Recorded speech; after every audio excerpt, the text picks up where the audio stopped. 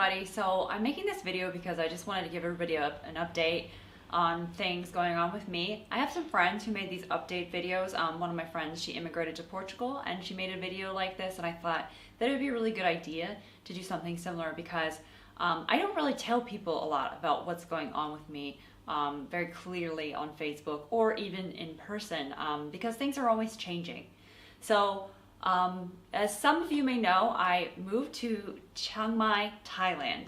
I have been here since the very end of January. So I will be here at least until April. Originally, I was only going to be here for a month, but I decided that I wanted to stay here for longer. So why did I move to Chiang Mai, you might be asking? I moved here because it has a reputation for being the digital nomad capital of the world. And to me, that's really important because the last year I was a digital nomad and I traveled all around, but I didn't always have success with finding communities.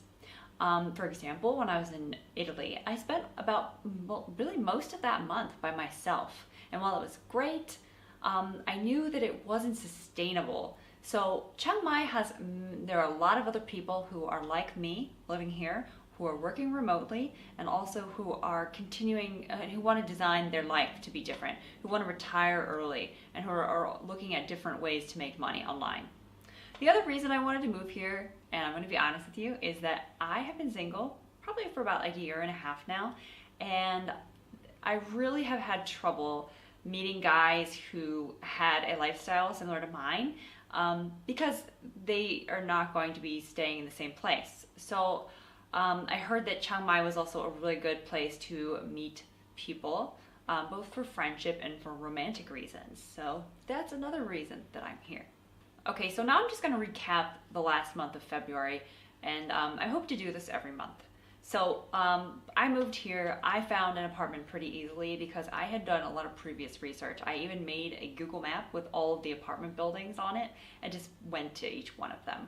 I settled on an apartment building that was not actually really favorably reviewed, but which I've discovered was way more affordable than a lot of the other options and is between 3 different neighborhoods so that I can easily walk to wherever I'm going. So I thought it was a win-win situation. Not only that, it's got a pool. The big thing that goes on here in Chiang Mai is that there are a lot of meetups. So naturally I looked and found a bunch. One of the first ones I found was a hiking meetup. So I met up with a bunch of people who I'd never met before, and we all went hiking up the mountain to this waterfall. That was really fun because I had a lot in common with some of the people, and it was just an enjoyable experience. However, I realized that my hip is not really good for long-term hiking, so that is the last long hike that I went on in February. A big thing that happened here, and it's really serendipitous, is that I was walking down the street one day in Chiang Mai days after I arrived, and I saw a sign for Ichiban, Japanese Language Center. Who the hell would think that I would find a Japanese language school in Chiang Mai? But I did! And I've been studying there twice a week in preparation for the JLPT, the Japanese Placement Language Test, N3, which is for upper intermediate students. And it's been going really well, and having 2 classes a week has really motivated me to study. And watashi no nihongo wa yoku natte kimashita. My Japanese language has been improving. One of the longer excursions I did was I went to Pai, which is 2 hours north of Chiang Mai. It is a kind of known as a hippie town, and it's much slower than Chiang Mai. It's a mountain town, you could say. A lot of people really like this place. I liked it, but I wasn't in love with it. I think because, it was really dusty. Right now is burning season in Thailand, and that's why a lot of people are not here right now. The air pollution is pretty heavy. Farmers are burning crops in preparation for the next growing season. And a place like Pai, where you go for the natural scenery, to go there and see it all covered in smoke all the time, I don't know, takes away a little bit of the beauty. But despite that, it was still quite beautiful. The Pai Canyon was breathtaking. And I say that even though there were a lot of really annoying tourists there, people doing Instagram photos, and made you feel like this isn't very special. Even with all that, it still was special because it was gorgeous.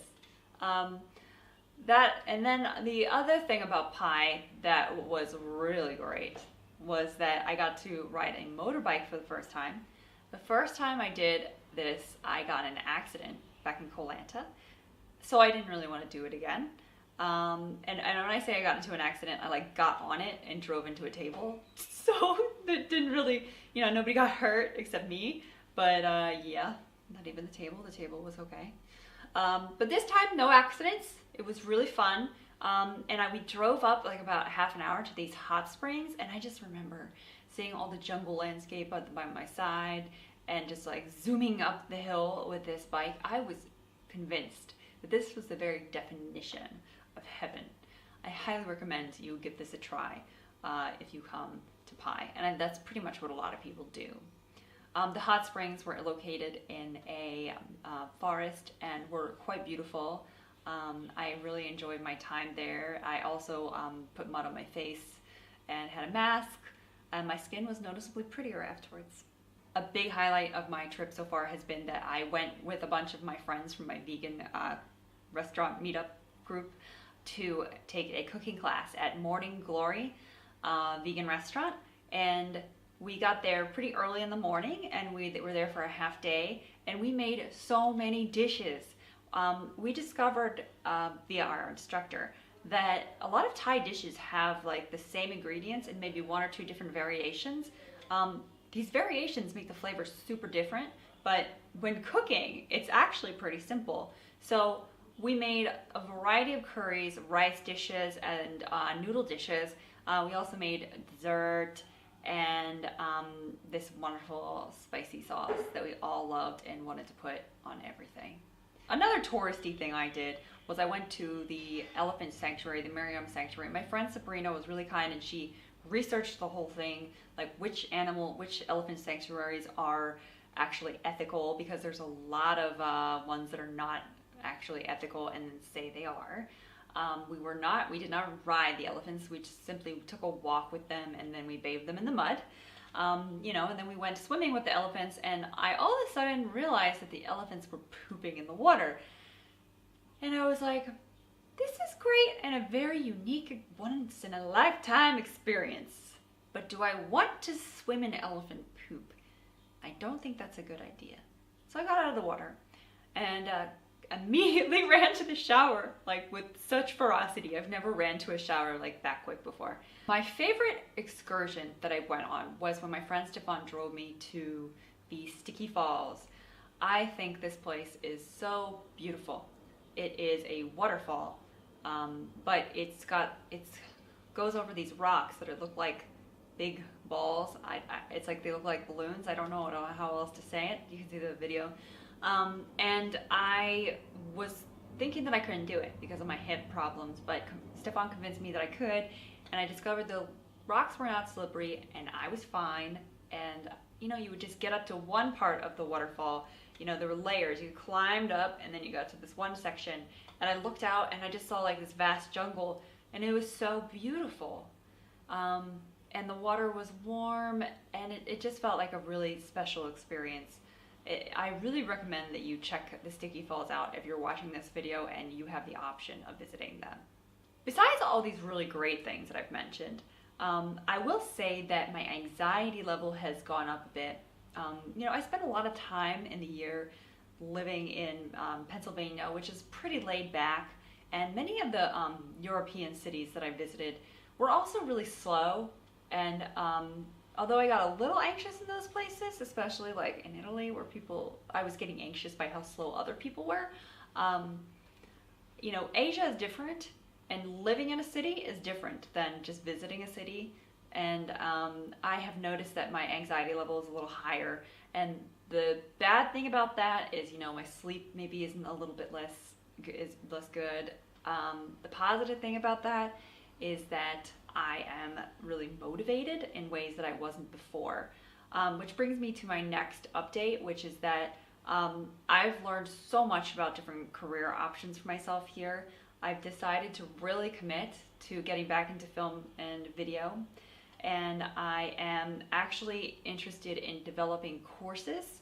So I've met so many people doing this here in Chiang Mai. And what's really amazing is the difference between like learning about somebody doing something and making a lot of money online. Like when you're watching and hearing somebody's story on a YouTube video, you're like, you're right, you just want my views, bitch. I know it. But when you meet that person in person and they just describe their journey and they give you tips and they're not selling you anything, it's really like a different experience. And it makes that kind of experience, it makes what they went through seem really achievable. It has been so wonderful to witness this. And I really feel like I'm moving on to the next chapter of my life. So that all being said, everybody, I hope that you enjoyed watching this video, and I look forward to talking with you more. Feel free to send me any messages or comment with any questions you have. I'd be happy to talk to you more about this. All right, bye.